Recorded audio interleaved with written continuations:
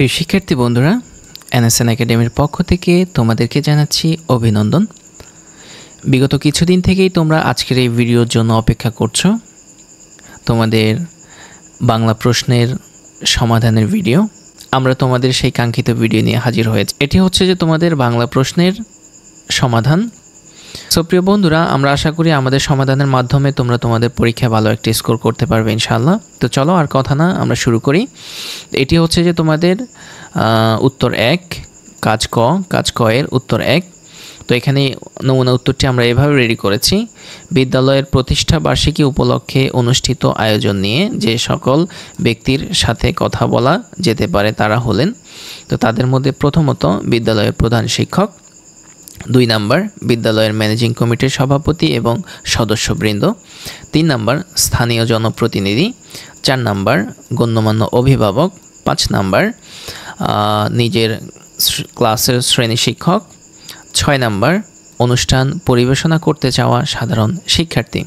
এরপর আমরা দিয়েছি এখানে আমার কথোপকথনের জন্য বাছাই করা ব্যক্তি হলেন আমাদের বিদ্যালয়ের মাননীয় প্রধান শিক্ষক। এটি হচ্ছে যে তোমাদের পরের পার্টের সাথে, যে পরে তোমাদেরকে একটি কথোপকথন লিখতে বলেছে, ওই কথোপকথনের জন্য তুমি তোমার প্রধান শিক্ষককে বাছাই করে নিয়েছো এটি।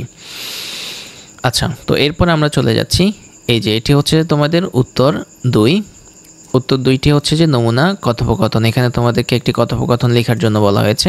তো আমরা এখানে লিখেছি যে বাছাই করা ব্যক্তি হচ্ছে যে কে, আমাদের বিদ্যালয়ের প্রধান শিক্ষককে আমরা বাছাই করেছি।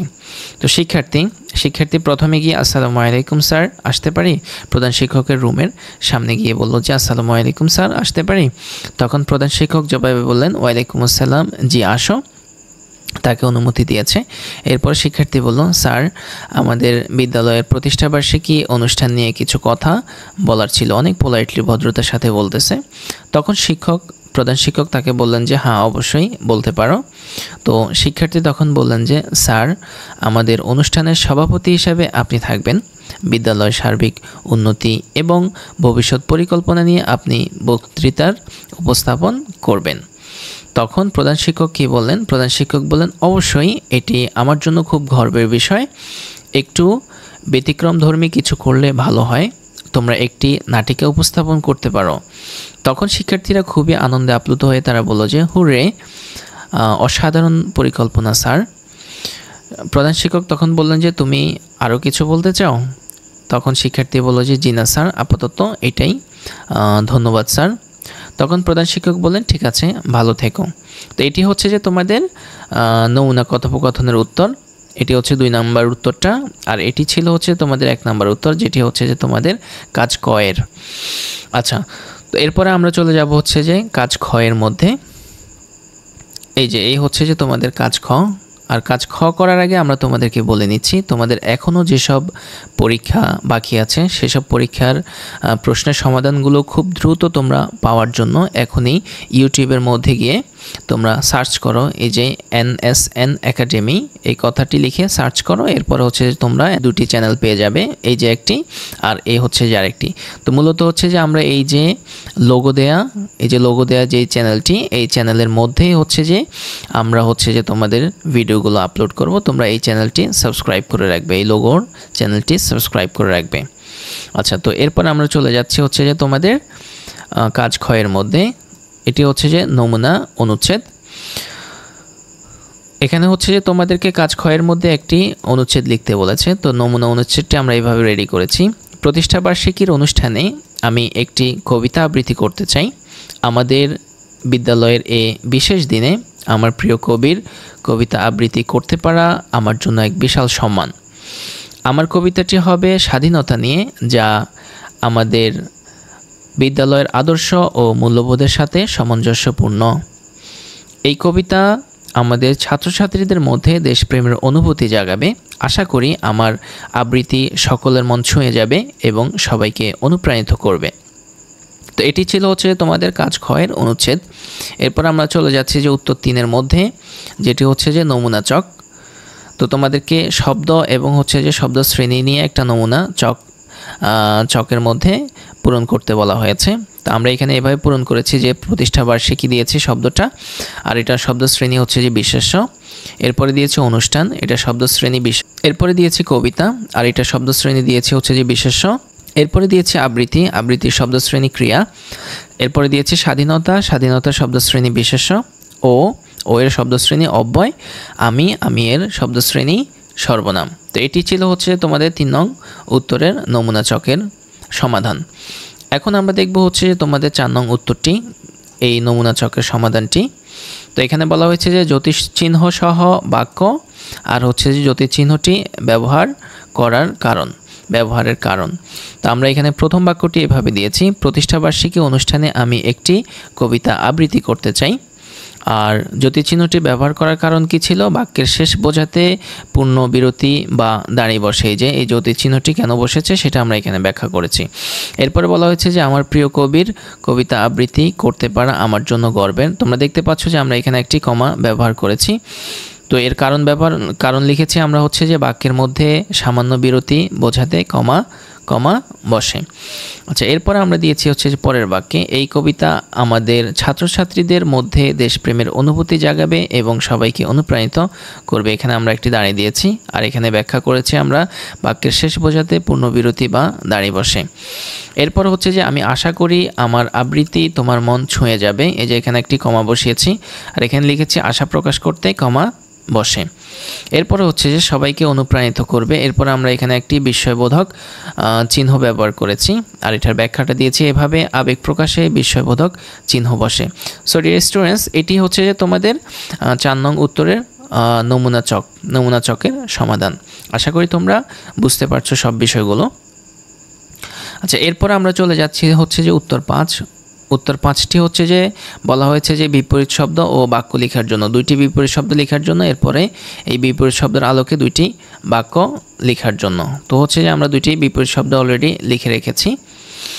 প্রথম বিপরীত শব্দটি আমরা লিখেছি যে সম্মানের বিপরীত শব্দ অসম্মান। এরপরে আমরা দ্বিতীয়টি লিখেছি প্রিয়, আর প্রিয়ের বিপরীত শব্দ অপ্রিয়। আর বাক্য, আর এই বাক্যগুলো হচ্ছে তোমাদেরকে বলা হয়েছে যে তোমাদের অনুচ্ছেদ থেকে লেখার জন্য। এই যে আমরা তোমাদেরকে দেখাচ্ছি এই অনুচ্ছেদ থেকে, এই যে নমুনা অনুচ্ছেদ থেকে আমরা যেটা অনুচ্ছেদটি লিখেছি, অনুচ্ছেদ থেকে লেখার জন্য। তো আমরা এখান থেকেই লিখেছি। তো এখানে হচ্ছে যে এই বিশেষ দিনে আমার প্রিয় কবির কবিতা আবৃত্তি করতে পারা আমার জন্য এক বিশাল, এখানে ছিল হচ্ছে যে অনুচ্ছেদের মধ্যে সম্মান, আর এটার বিপরীত শব্দটা আমরা লিখেছি অসম্মান। এরপরে এই বিশেষ দিনে আমার অপ্রিয় কবির কবিতা আবৃত্তি করতে পারা আমার জন্য এক বিশাল সম্মান, এখানে ছিল প্রিয়, অনুচ্ছেদের মধ্যে আমরা এটার বিপরীত শব্দটি দিয়েছি অপ্রিয়। আচ্ছা, এরপর আমরা দেখি উত্তর 6 নমুনা প্রতিশব্দ ও বাক্য। এখানে বলেছে যে তোমাদের ওই অনুচ্ছেদটি থেকে 2টি হচ্ছে যে প্রতিশব্দ লেখার জন্য, এবং হচ্ছে যে এদের আলোকে হচ্ছে 2টি বাক্য লেখার জন্য। তো এগুলো আমরা এইভাবে রেডি করেছি যে অনুষ্ঠানের প্রতিশব্দ হচ্ছে যে কি উৎসব, তারপরে কবিতা, আর হচ্ছে কবিতার প্রতিশব্দ কাব্য। আচ্ছা, তো আমরা ওই অনুচ্ছেদ থেকে বাক্যটি লিখেছি প্রতিষ্ঠাবার্ষিকীর উৎসবে আমি একটি কবিতা আবৃত্তি করতে চাই। এই যে উৎসবে, এখানে মূলত শব্দটি ছিল হচ্ছে যে অনুষ্ঠানে। এই যে আমরা যদি দেখাই তোমাদেরকে, এই যে এখানে ছিল অনুষ্ঠানে, আর এই জায়গাটায় আমরা দিয়েছি হচ্ছে যে উৎসবে, এটার প্রতিশব্দটা আমরা ব্যবহার করেছি।